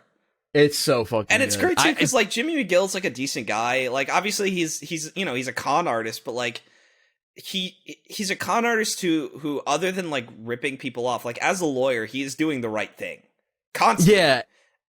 Yeah, exactly. It's so cool, dude. Yeah, it's so fucking great. The sort of the transformation of Jimmy McGill to Saul Goodman. It's probably not quite as epic as, like, the transformation of Walter White to Heisenberg, like, but that's not the intention. It's different because we know where it all leads to in Breaking Bad. But I think it's also sadder. Like Walt becoming Heisenberg. It's more tragic. It's way more tragic. Yeah, Walt becoming Heisenberg is like it's a tragedy, but it's also kind of like a. This is really hard to explain, but it is a sort of, like, he's already kind of a crappy person. Like, Walt as a person, he's like nothing. He's like a nobody that becomes a somebody who's, like, a horrible piece of shit. But he's also, you know, like, he's already, like, just angry and, like, close-minded and, like, I don't know, just very, like, mean and kind of abusive to people. Just, again, he's seething with, like, impotence and, like, that kind of, like, American dream rage where, like, I should have made it by now, but I didn't. That sort of, like, Arthur Miller, Death of a Salesman, kind of, like, that anger of, like, why haven't I woken up to the American dream yet? You know what I mean? Like, and whereas, like Jimmy McGill is just, like, desperate for the validation of his brother, and, like, he just wants to be seen as, like, a good guy after his, like, kind of troubled past, and, like, he has a couple people who are willing to do that to him, like, people who do see that he's an integral kind of good guy, but, like, the person that he needs to recognize him actually outright says, "You're not a real lawyer." Like, yeah. It's just so sad. Dude, that scene is so good. Yeah. Chuck McGill's, like, one of my favorite characters of all time. I love his fucking weird ass allergy to electricity. Yeah. Where he's just he wears, like, a space blanket in his suit. Just great. Yeah, welcome to Talking Bad, by the way. Yeah. Better Call Sam. Yeah. We promise this will not be just a break. It's like you were talking about with Gone Gold, where at some point they just started talking about gardening. Like, Yeah. this is how you know that we're old. You know, we had an entire episode without once mentioning Shonen Jump. Yeah, the entire there we episode was about talking about fucking rape in RPG Maker games. You never know what you're gonna get. It's a big grab bag. You never know what you're gonna get. That's what makes the show interesting to come back to every week, because I'm truly not sure if it's gonna be a good episode. Yeah, that's what's fun. That's what's fun about it. Yeah, I don't know if it's gonna be a. And sometimes we'll like walk away from an episode and we'll kind of both feel it like, yeah, that's a 2. Like, but you know what? We gotta put it out. Yeah, it's a 2, but it's also midnight.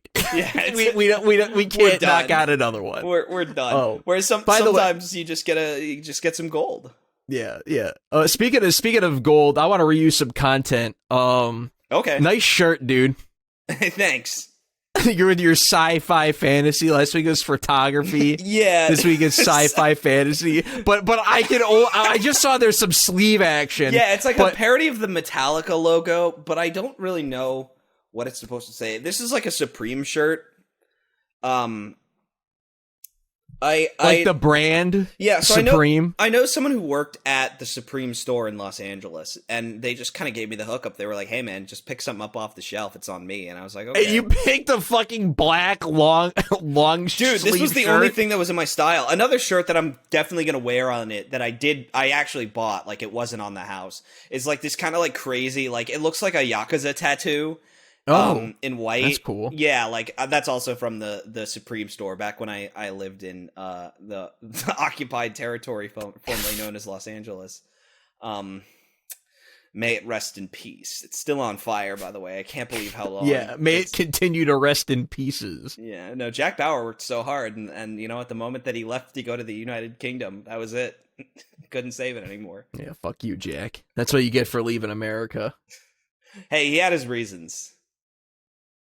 Reasons, and we'll get there on our. But yeah, we will get there. We'll finish that episode eventually when we have again another 2.5 hours to knock. We're not doing it today. We're not doing it today. Says, no, we're not. Yeah, we're not. Myles, let me ask you a question before we go. This is something I was thinking about a lot in the car ride today. I was thinking about Mega Man. You know, I love Mega Man very much. He's great. Good guy. He is. Yeah, good dude. Rock. That reminds me of my G. This one quote from the Trump Epstein thing where they're like, "You are Wojak, possibly the most soy Wojak in the world," where it's just like 4chan memes. Just a line by Donald Trump where he goes, "Patrick Bateman, great guy." Like, just that line I think about, especially like how perfectly delivered it is. Patrick Bateman, great guy. Like, just like, first of all, no. No. Dude, yeah. I rewatched Hotel Mario all cutscenes, by the way, the other day, because I was reliving just my favorite videos, dude. Yeah, you were sending me some shit. It was like 3 a.m, and I was like, I'm too tired. And I was sending you Girl Chan in Paradise like images. Yeah. I was like, dude, I'm too tired for this. You sent me one that I didn't even know what it was, which you said when the bath salts hit. And it was just like this like black guy with like a wide face and like his eyes dude, are like over it was here. From a it was just from a weird ass commercial. Okay, so I rewatched Myles. You know important videos, right? Oh yeah, no, great playlist. I rewatched important videos, or at least the first 204 important videos. The core part 1 important videos. The core 204. Yeah, because which by the way, it starts with Yi and ends at the KDOC New Year's disaster video. Which by the way, that video, Myles is like, Myles gets this shit, dude, because Myles knows that video is so good. Yeah. That with Stu Stone. The best part of the video is it's like, yeah, we're gonna go see Jamie Kennedy comedy, and then it plays a fucking Carl's Jr. commercial that cuts out halfway, that goes to like 5 seconds of black, and then it cuts like a woman for like a second on a stage, and then it cuts back to Stu Stone saying, "Wow, I've never laughed at any more of Jamie Kennedy's material in my life." And then it ends with the fight. It ends with the credits rolling with no music, total silence, and a fight breaking out in the crowd. Oh, there's no bleeping of the swearing. Which tells you what year that was uploaded, by the way. 2013. Oh, baby. It was like it was 2013. Also, there's another great moment where Jamie Kennedy, they say Happy New Year, and he's like, we'll see you in 2024. I'm like, dude, it's 2013 right We're now. almost there. Yeah. I do have something after that. I don't want to derail this, but this did remind me of something, which is the famous Ice Age promo, where they just had John Leguizamo, or John Leguizamo sound alike, I don't know, come into the booth, and like, I guess, Fox was doing some like, cross promotion, right? And there's just a video of Sid reciting the first couple of lines of Family Guy.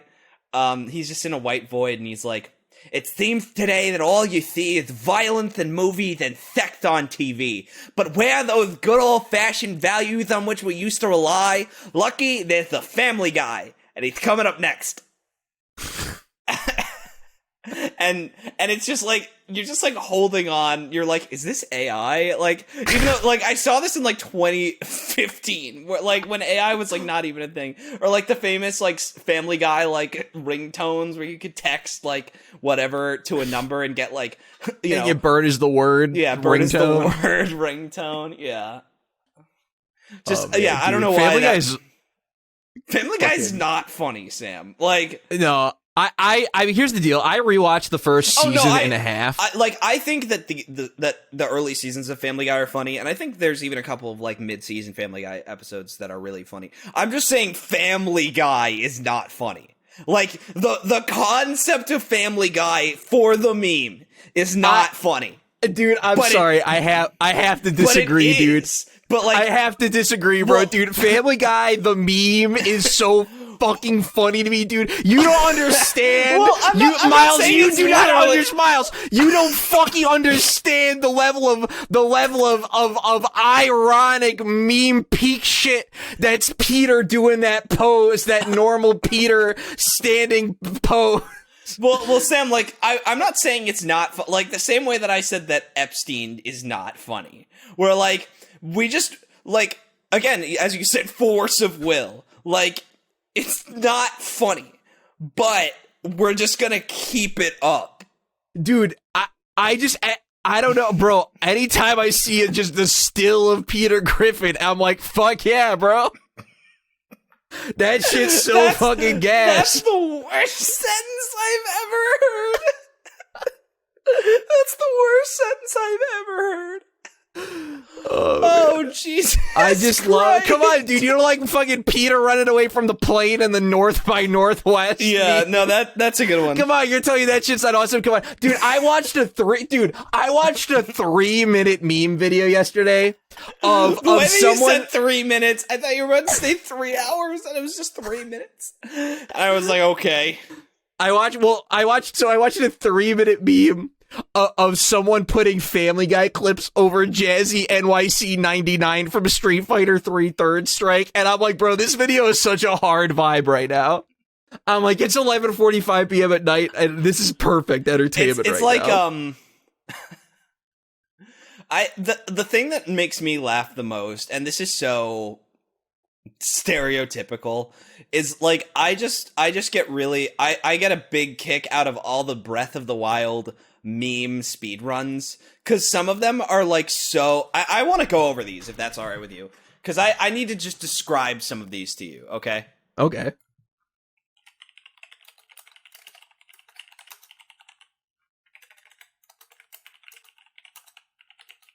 Yeah, okay. So Breath of the Wild category extensions, all right?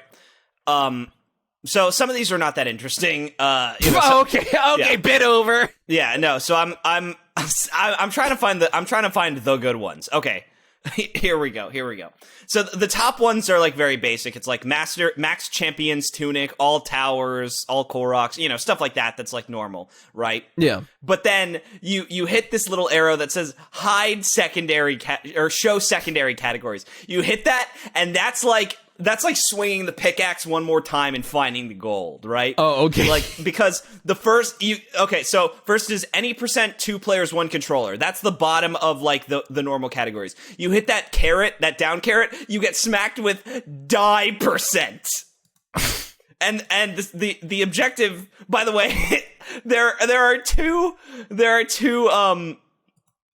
another drop down, and you have various ways in which you must die. So first of all, the world record right now for fall off a cliff is 59 seconds and 22:33 milliseconds, which is better than the second place time of 59 seconds and 333 milliseconds. So they shaved up a whole 1 millisecond or 100 milliseconds for that one. And so there's other ones: Guardian, Ice Water, Drowning, Bees, Bog, and Koga. So those are all the die percents. Next up is Go Home and Die percent. And I don't even know what that entails. I'm just gonna watch it really quickly. Go home and die. Go home and die. Oh, okay. So what you have to do is you have to run back to the Shrine of Resurrection after you've cut down a tree and obtained flint, so that you can go to the Shrine of Resurrection, place down the wood and the flint, light a campfire, and stand in it until you die. And that's Go Home and Die percent, followed up by Kill percent. And I don't even kill yourself. I don't even know what kill percent is, but you just get it with mode, master mode, amiibo, no amiibo. And it's a 5 or 6 minute speedrun. Okay, so I guess kill percent is kill the first Lionel. That one's not very funny. Champion percent and marriage percent. Marriage percent, I don't know what that one is, but there's a couple of these, and some of these are where it's great, okay? So first of all, Rake in Lake percent, where you find a farmer's pitchfork, and you rush to the nearest lake, and you throw it in the lake, and that's the category. Bread. Dude, these people are so desperate for this sequel, dude. It's not even funny, bro. I've never seen a more down bad speedrun community. Well, what's than funny Breath is like of the Wild. Some of these are like 4 years old, right? The world record, by the way, Rake in Lake percent untouchable for 2 years. That 2 minute 52 second and 33 millisecond speed run is on top of the world and has been for 2 years.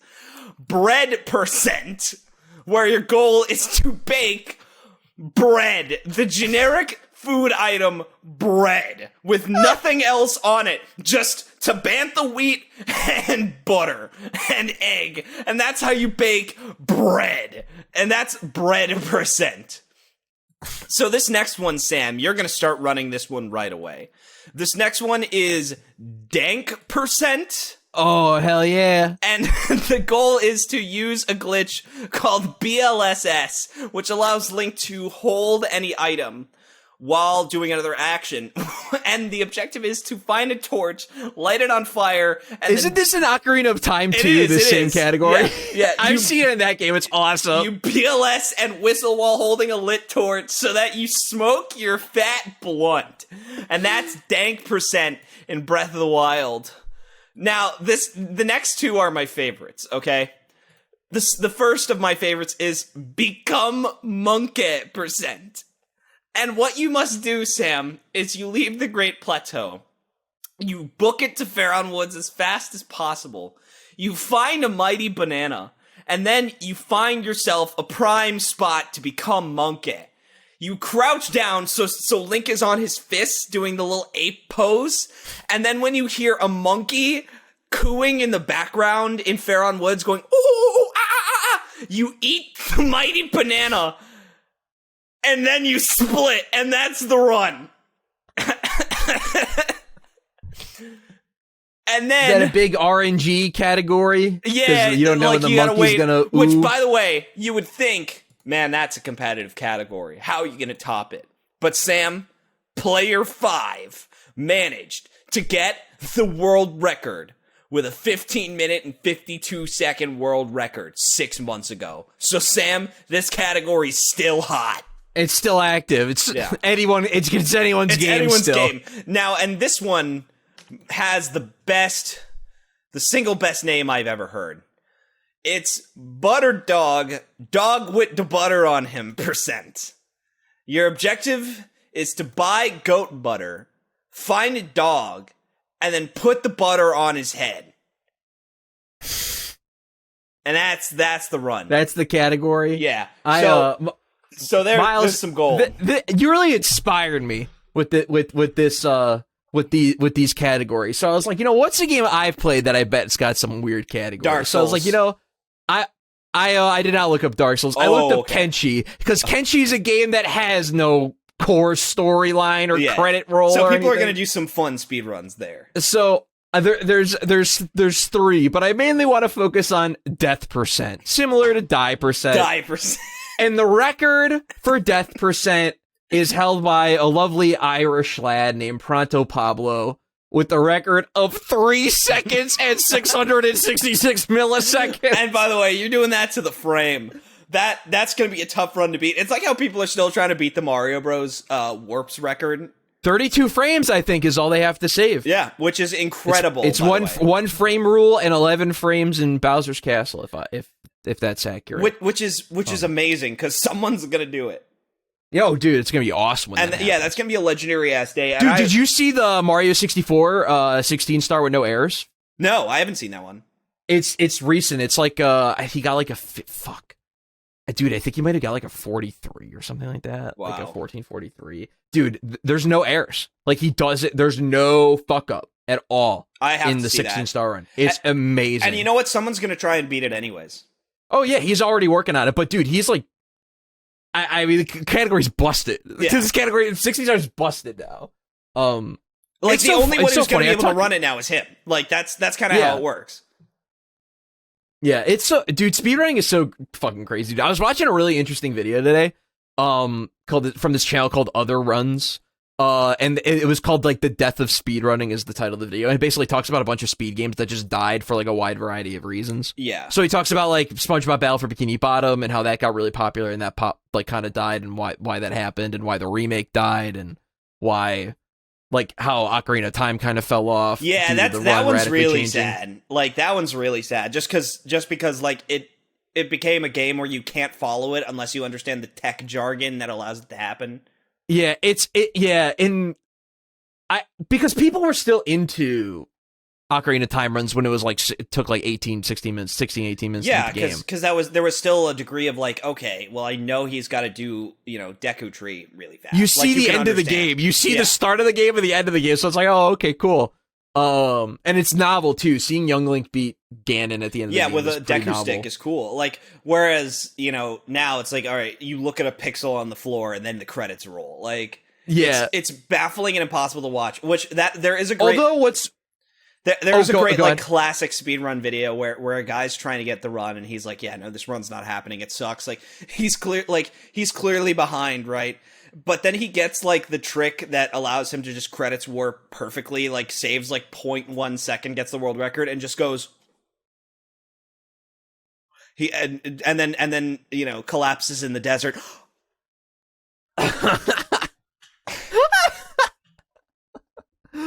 Oh man, yeah, it's but what's weird about Ocarina of Time, Myles, is that like I'm shocked they just didn't find a way to like make it a separate category. Well, they did. I think the problem is now that you can't just search like Ocarina of Time any % and just like watch an any % run. Like, and the other it's thing not too like is that Mario like a lot of where these, it's easily segmented with 0 star, 1 star, 16, 17, 120. It's got to be like okay 100% or 100% NSI or something, which is like no source items or whatever. Where it just means you can just glitch your inventory into like turning items into other items until you have all the items. Like it's harder to find. It's similar to I don't know what it's similar to. I don't know where I was going with this. Fuck. Oh yeah. Well, the other thing is that a lot of these people are just doing randomizers now.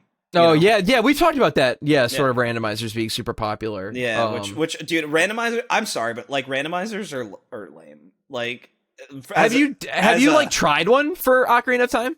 I did, and I wasn't really into it. I think the problem for me is just that, like, Ocarina of Time is not, like, the most fun video game ever made to play. Like, it's the vibe. You play it, you sit back, you kick your feet up, and you just feel that game, right? Like, you play for the fucking experience of the game. Yeah, like, it's different from, like, you know, like a Dark Souls, where, like, a Dark Souls randomizer is interesting because it's like, oh shit, this boss, I'm just gonna have to fight this boss with complete bullshit, you know, items that I would where it's like different. Ocarina of Time is like having like a Last of Us randomizer. Yeah, where like the and to be fair, the thing about the Ocarina of Time randomizer is like it's a completely different game. The entire game's open to you from the start.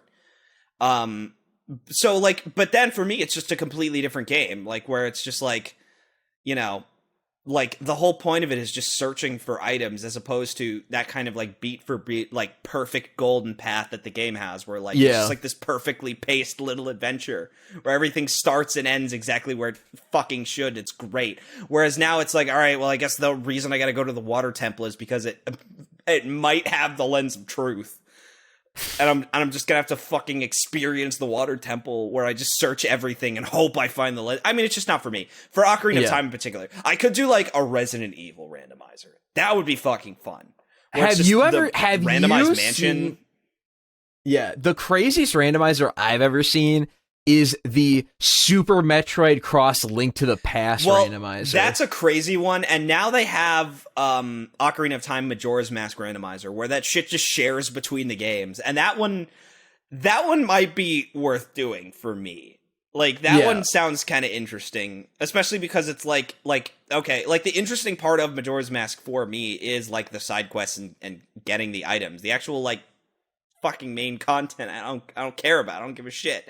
And so like just having that be like the core component of the game, but then I also maybe don't even have to beat the dungeons that way. Like, I don't know, like it sounds interesting to me. But I think just like people, like I should specify, like, I don't think randomizers are lame. What I think is lame is like when a game like category or like a game like on Twitch just becomes the randomizer show. Which is like, that's dude, Kingdom Hearts 2 is this is what's happening dire.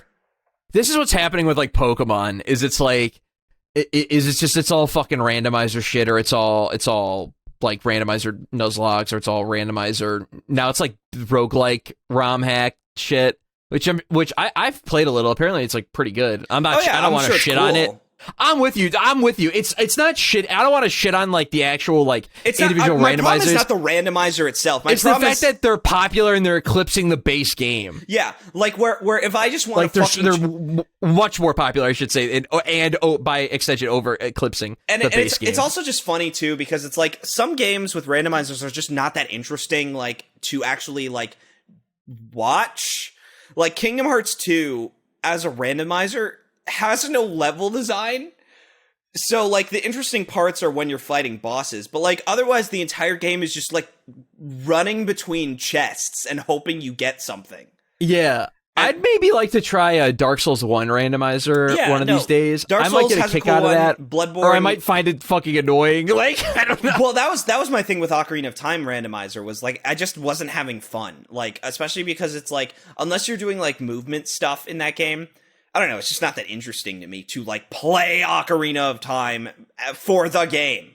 I could do that shit for Breath of the Wild, but, like, Breath of the Wild's already a randomized game anyway. Yeah, I was gonna be like, yeah, I'd do that for, like, Returnal, but that game literally is, like, fucking randomized. Yeah, I know Elden Ring has a randomizer. That might be cool, but that also might be just, like, dismal, because that's also a 100-hour fucking game. It's already fucking huge, and by the way, like, shit's already basically randomized. like... The main thing is, like, if you're gonna go back and do that game, like, there's no good reason to get everything. You just have to know what you want for your build. Yeah. And that makes it kind of interesting, because now it's like, oh, okay, well, this time I can just completely ignore the Earth Boar Cave, because I don't need the Dancer's Charm, or whatever, you know, because I'm playing as a fucking heavy character. Instead, I gotta go to, you know, to whatever tunnel number 8. Celia Crystal Tunnel. Celia Crystal Tunnel. Well, that's more of a, I mean, the problem is that the Faith Talisman only gives you, like, 4 on incantations. It's like so lame. The Faith Canvas Talisman. You might as well just never do it. No, you gotta get the Erdtree seal, bro. But the Erdtree seal is not in Celia I'm sorry. I got my vocab mixed up. Talismans are rings in Elden Ring. Yeah, you want to. Well, the Faith Canvas Talisman is in Celia Crystal Tunnel, which is probably what you're thinking of, but it's a piece of shit. You want the. Well, don't you get the Miner's Bell in Celia's Crystal Tunnel? Miner's Bell 2? I don't remember, dude. You might. I don't know. You might, but you'd have to defeat one of the worst design bosses in the fucking game. No, you gotta defeat the blue crystal bitches who are easy as fuck. In Celia Crystal Tunnel? Yeah, you fight the blue crystal bitches. No, you fight a fucking fallen star demon or whatever his name is. You literally... Not in Celia Crystal Tunnel. Dude, what are the other tunnels? I know for a fucking fact you fight him in Celia Crystal Tunnel. You do not fight... I know the boss you're talking about. It's not Celia Crystal Tunnel. It is There's absolutely... no way. Dude, hold on, I'm looking this up right now. I'm looking this up right now. No way, dude. He gives you a fucking 6th level ass somber whetstone or whatever, somber smithing stone. Oh, okay, hold on. You fight Falling Star Beast. Yeah, you do fight Falling Star Beast. Who's the Elden King, Sam? Even though I don't even like the game that much, who's the fucking Elden King? I guess it's you are. I mean, I don't remember fucking any of the vocab words. Dude, I've played so much Elden Ring. It's really funny. And I haven't finished the game. You probably have more hours in Elden Ring than I do. I have 250 hours in Elden Ring, and I've not finished the game. Oh, yeah, I only got 140. I just get bored, and I'm like, you know what? This build seems cool. And then I'll do that build, and I'll get, as far as it's interesting, and I'll be like, this build seems cool. It's a great it's build really game. Not that, once you, know how to beat the game, it's actually, not long at all. No, not at all. And it's actually, not crazy. I think the big problem for me is just that, eventually, there is not the Zen elements of the Breath of the Wild open world where you're walking, dude. You don't have a choice in the matter. You're fucking walking. And you're gonna find 500 Korok seeds along the way, so you might as well do that. There is something about Elden Ring's open world where at some point you do kind of just want to start speeding through it a little bit. Yeah, well, it's you just kind of you're like, all right, I'm feeling good. Yeah, because I'm good shit. I'm feeling confident. And for me, that's kind of when it stops being fun, because then I'm just kind of beelining to the next objective, to the next legacy dungeon. But there's an impressive amount of content in that game, so yeah. I can understand. And also that's just kind of how I play Dark Souls 1 and 3 anyways, is it's like, okay, time to fight the next boss. But let's go. But the linear level design of those games is great. Where you can, it's still kind of an interesting challenge to get through those things while just running fast. Yeah, I'll fucking beat Dark Souls 3 in fucking 5.5 hours if I'm hauling ass and focus. Which is Mario 64 time. Yeah, that's what it takes me about as long to beat 100% Mario 64. About 5.5 hours. That's the next randomizer. Dark Souls 3 Mario 64 cross randomizer. Dude, I'd play the shit out of that. I don't know how it would work, but it'd be awesome. Dude, the power. Sometimes you open a chest and you get a power star. Yeah, no, but I love the idea of you open a chest in Dark Souls and it's that minimalistic item get boom, but it's just boom for a power star, and it's just not even spinning, just a PNG of a power star. a PNG with a white background. Yeah, of the power star. Boom. And then all right, you fall down, you fall down a chasm and you go back to Mario 64. Here's what happens, right? So whenever you fall down a chasm, you have to intentionally fall down stuff to go back to Mario 64, and this can screw you over if you get pushed, because the only way to get back to Dark Souls is to go to the top of the castle or something, right? Or to jump. Yeah, if you fall in the Cathedral of the Deep, you get sent to dire docks. Yeah, exactly. And that's here's what happens when you look up at the sky in the Princess's Castle. You go to Mario 64. Yeah, you go to Lord Dran. You get dropped off at the Firelink Shrine, and anytime you fall, you get dropped randomly into a Mario 64 level, depending on what area you're in. So Lethal Lava Land for the fucking demon for catacombs. Lost Izalith. Yeah, for Lost Izalith. Just however you die. Or Profaned Capital, if we're sticking with Dark Souls 3. We kind of switched to Dark Souls 1 halfway through this. We'll do Dark Souls. That's the seminal game. Yeah, definitely. Yeah, more iconic zones. Dark Souls x Mario 64. So obviously when you're in New Londo, you fall in the water, you land in dire docks. Right. Yeah. Right. So Crystal Cave, obviously Hazy Maze Cave. Obviously. Yeah. Sen's Fortress. Womp's Fortress. Bam. Yeah. Boom. Bam. What boom. about the depths? Oh, the depths. For the depths. See, this is tough. Depths. But actually, you know what? For the let's use Hazy Maze Cave for the depths. I feel like it's more accurate. Okay, yeah. They're both poison themed. Yeah, that's fair. Hazy Maze Cave's for the depths. Celia Crystal Tunnel can be... Blight Town is Wet Dry World, because it's got the town at the bottom. If you're in the ramparts of Blight Town, you puts you at the top. spawn Yeah. in the core part of the course. But if you die at the swamp, it puts you in downtown. That's what it's called. It's downtown. Yeah. Downtown. Yeah. I love Wet Dry World. Tiny Huge Island. I guess Tiny Huge Island should be Ash Lake because you're so small in that one. Yeah. That seems fair. I like that. Undead Parish is Bob on Battlefield. Yeah, let's keep it simple with that one. That's the first area. Go to Bob on Battlefield. Celia Crystal Tunnel is Snowman's Land. Crystal Cave. Crystal Cave. Yeah. Crystal Cave. Snowman's Land. Yeah, that works for me because it's got the snowballing. No, but then and Painted World of Artemis is Snowman's Land. Oh, yeah, that works. And then Crystal Cave is so okay, one's got to be Cool Mountain. Yeah, I think You know what? Since Painted World of Artemis is hidden, that's Cool Mountain. It should be Snowman's Land. Snowman's Land, because Snowman's Land is probably the most hidden course of all of them. Yeah, that's good. Now the big question, once we get to the sky, that's the tough part. I guess Anne Orlando could be like, Yeah, Anne Orlando could be like Rainbow Ride. Yeah, or like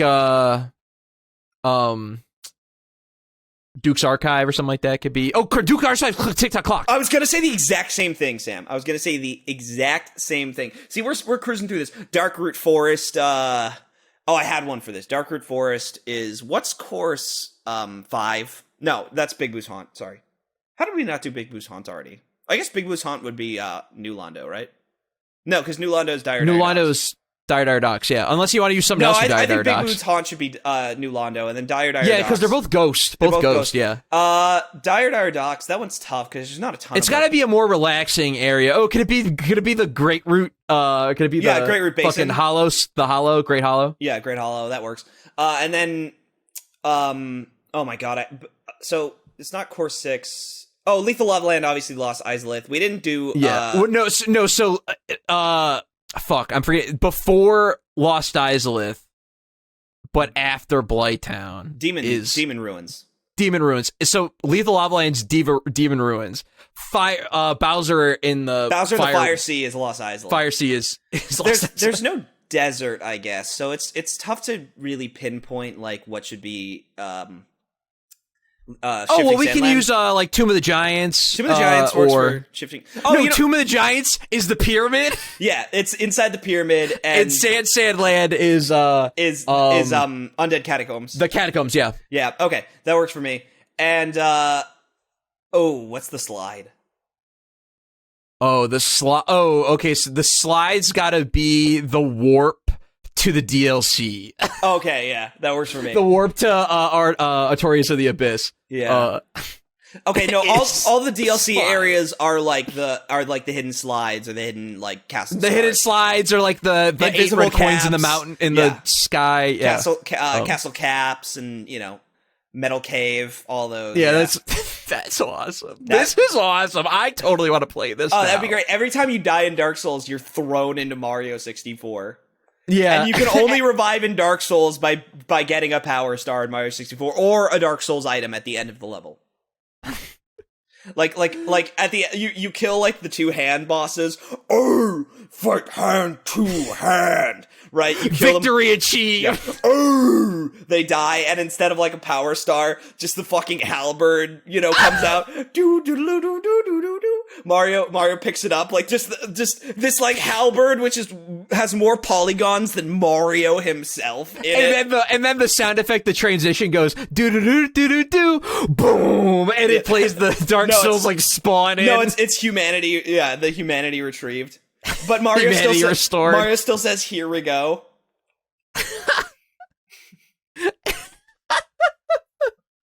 Oh fuck yeah! I think you should be able to switch between at Firelink Shrine specifically. You're able to switch between Firelink and the castle. Yeah, and then if you look up at the sky in the castle, you return to Firelink. And otherwise, you're constantly being thrown back and forth. Anytime you die, you're sent to Mario 64, which I guess makes it sound like a prison. It is really funny that the idea of like when the chosen undead dies, he just wakes up as Mario in Mario 64. And then he plays little Mario 64, and then he comes back. He comes back. It's like you defeat you like. So what happens if you die in Mario 64? I think you just respawn in Mario 64. Like you just got to do it again. You just got to run it back. Oh wow, okay. Because that damn. game, it's not too hard to beat. You know, like you just run that one back. But like, what happens if you get through all the Mario 64 content but keep dying in Dark Souls?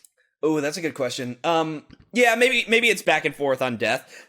But I guess if you get through all the Mario 64 content, you just spawn in the castle and you gotta look up at the sky and you just go right back to Lordran.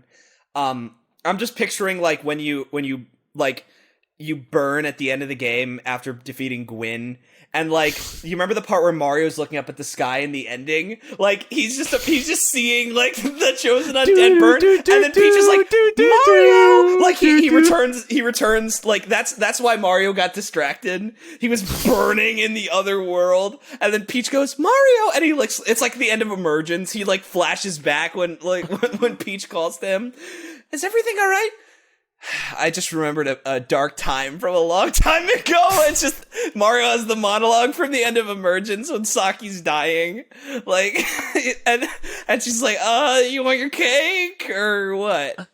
Oh man, oh god. Well, if you guys want to see that randomizer happen, subscribe to the YouTube channel. Make sure to like this video. We'll fund it. We'll fund it ourselves. We'll definitely fund it. Pay to our Patreon. We'll fund the game. By the way, if you want to join our Patreon, we don't have one.